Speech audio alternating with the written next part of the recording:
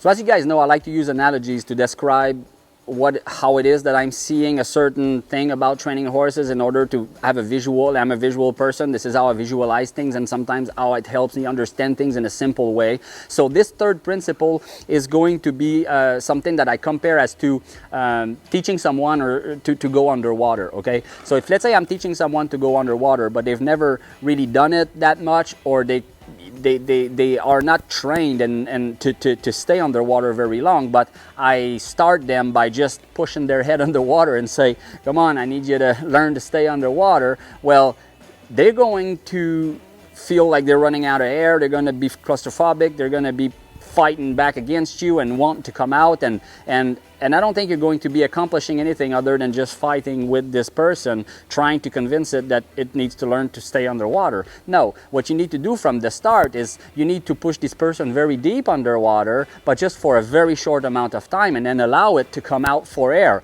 and allow this person to come out for air for as long as it takes, and then go back, and then you can stay a little bit longer next time, and you just develop it that way. And this way you're never going to meet resistance, you're not ever going to be fighting with this person, and you're going to be increasing the amount of time and how deep you can go each time, because this person has the confidence and trust that will allow this person to come back out for air as much as it needs in between. So how I compare this to horse training is, let's say that I take a hold of my horse and try to collect it. So I'm putting hand pressure and leg pressure, and I'm saying, I need you to give me your body 100% here.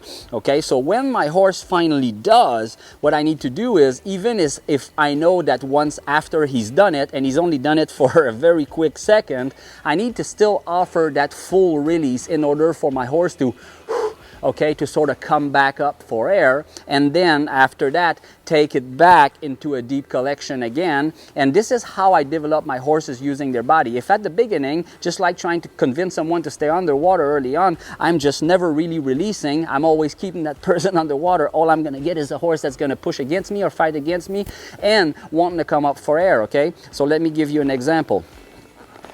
I like to do this sort of using the I'm the type of rider that when I'm training or riding my horses, I don't really think about it. It's just something that I do, but I count my strides. I very often count my strides in order to time better my hands and time better my legs, because timing is everything. Okay, so it's really important to have a nice good timing with your hands and leg when asking your horse to collect themselves. And this is also where sometimes people make mistakes, is they'll be a little bit too soon with their hands and then follow it up with the legs, or when it's actually very important to bring on your legs just a fraction of a second before your hands, so that you have that drive and the forward motion you need in order to channel that energy properly. And too often I see people make the mistake of pulling here. Then what you do is you have a horse that will just kind of hang on you because it doesn't have the drive from behind. So then they'll come on with the legs, and then they'll meet resistance. So then they'll pull harder, and you can see how this just develops into sort of a confrontation between you and your horse instead of complicity.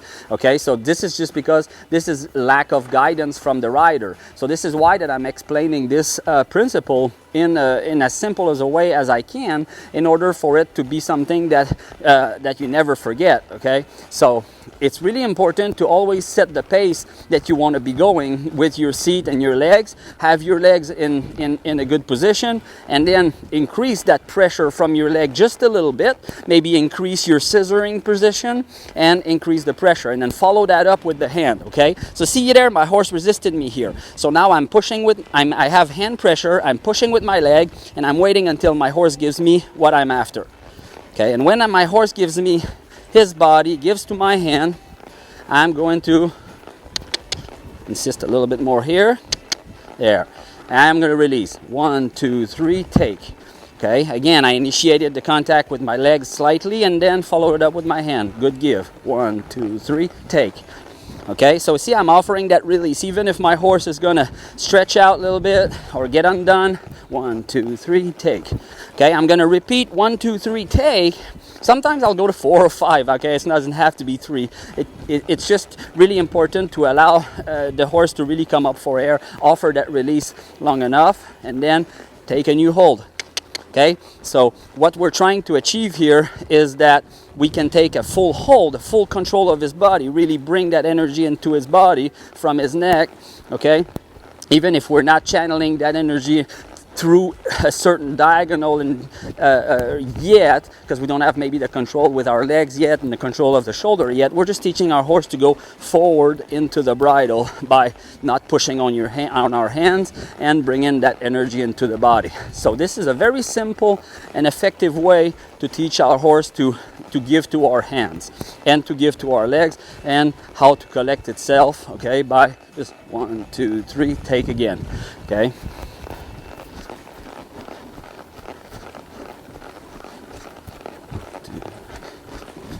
I'm going to repeat that until there is no resistance whatsoever when I come in with my hands and legs.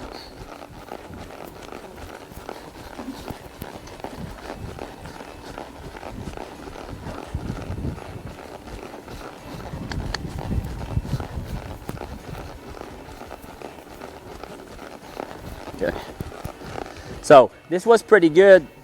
This is a horse that's naturally a little bit heavy, a little bit pushy, and it's not a horse I've had in my program very, very long, but it's a really good horse. It's a horse that eventually I know I will have 100% control of every part of his body with very minimal effort, but yet there's still some resistance points that I meet here and there, and you can still see this by some gapping. So when you have a horse that gaps to the bridle, it's a sign of stress, it's a little bit of a sign of anxiety, but it's also some sort of way to release pressure that the horse will use. So it's not something that I'm going to try to, like, I don't wear a noseband like super tight or super low in order to keep them from doing it. I want them to express themselves, because this is a good indicator of how they feel, but I definitely want that, and I feel that that's where I get, and that's a good indicator that I'm doing the right thing, is I want that towards the end of my session,